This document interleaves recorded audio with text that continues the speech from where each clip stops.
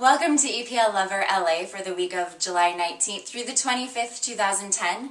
Well, the World Cup is over and the transfer mill is well underway. We have seen some signings, like Joe Cole signing at Liverpool. Other big ones, like Fabregas, Torres, Milner, right now, are all still to be determined.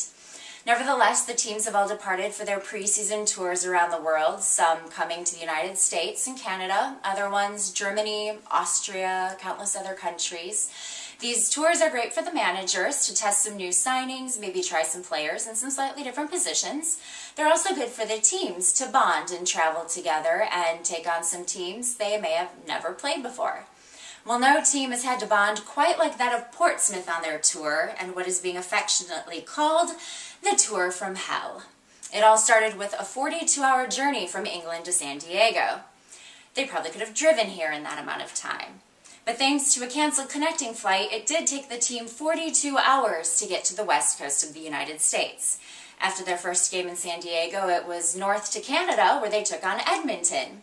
Apparently the trip went okay, but during the game, they saw two of their players pick up serious long-term injuries, including a suspected leg break for keeper John Stewart. Well, if that wasn't bad enough, then it was off to Washington, D.C. to take on D.C. United. However, the team was flying there via Chicago, and while in Chicago, they were grounded due to a lightning storm for 28 hours. Finally, the team apparently got a flight somewhere around 3 a.m. on the morning of the game. When they arrived in Washington, they discovered that all of their baggage had been left out in the rain, and 14 of the team's bags didn't make it to Washington. Included in those bags, the entire team's kits. Nevertheless, Portsmouth pulled together and took on DC United that night in 100-degree heat on 4 hours of sleep after 3 days of not training, wearing borrowed kits from the opposing team. Well, the good news is the tour is over, and the team is on its way back to England. The bad news, they have another game on Wednesday. Portsmouth, all I want to say, good luck. Well, for less tragedy and more fun, we are going to jump to Helen and her segment for the week.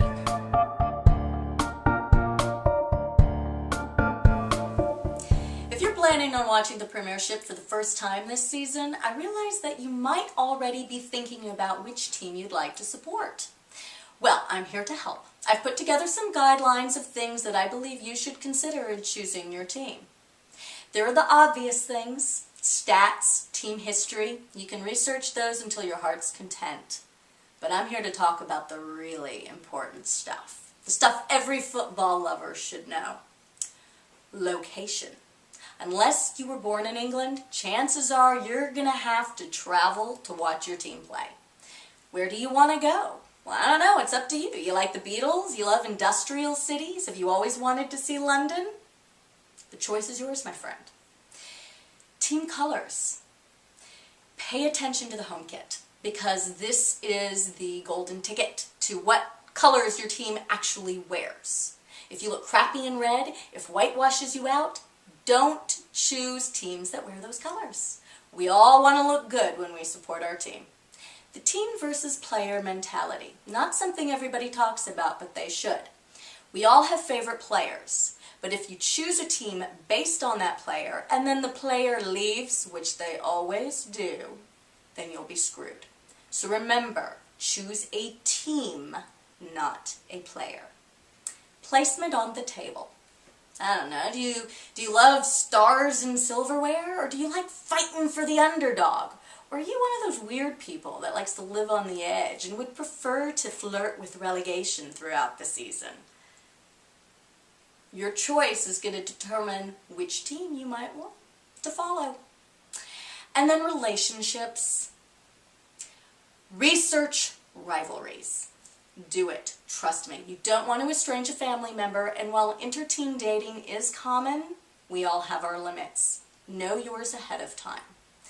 At the end of the day, just remember, the team chooses you as much as you choose the team. So it's not worth stressing over. Watch as much as you can, and when the right team comes along for you, you'll know it.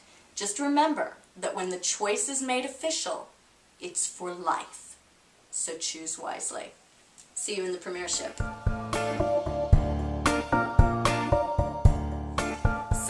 'Tis the season for transfers in the Premier League. The transfer window opened at the end of last season, and the deadline is August 31st. There is another transfer window during the season in the month of January. Since the end of the World Cup, the headlines have all been transfer rumors, yet the last day of the window often proves to be the busiest as interdependent signings cause a chain reaction and a media frenzy. Unlike some other sports, Premier League clubs don't have a salary cap, and they didn't have a squad size limit until now. Starting this season, clubs can have up to 25 players, and at least 8 of those must be homegrown. Beyond that, they can use an unlimited number of players under the age of 21. In the Premier League only, homegrown means that a player has spent at least 3 seasons with an English FA or Welsh FA club before the end of the season that he turns 21. So it doesn't have anything to do with where a player was born. For example, Fabregas qualifies as homegrown as he signed with Arsenal at the age of 16. After the transfer window closes, changes to the squad list will only be allowed in extreme cases, such as injured goalkeepers. And a player who goes out on loan cannot be replaced, although he can reclaim his spot upon return to the squad. The idea is to encourage clubs to give academy players more first-team experience, and in effect to give England a broader base of players to choose from when it comes to international competition. Premier League General Secretary Mike Foster added a positive spin, saying it will reward clubs for their investment in youth, as limiting squad sizes could provide savings in transfer fees and wages. So will the new homegrown rule help or hurt the Premier League? While it could provide savings in transfer fees, at times banning a club from making transfers has been used as a punishment. So it's understandable that some managers, like Arsenal's Wenger, are finding the new rule rather limiting. And yet Arsenal is actually pretty close to meeting the requirements, though they may have to sell off. Out of last season's top 7 clubs, only Aston Villa, Tottenham, and Manchester United could start the season with their current rosters. So the new rule is bound to provide a little shakeup at least. Any thoughts, EPLoverLA viewers? Let us know with any comments or questions on YouTube or Facebook.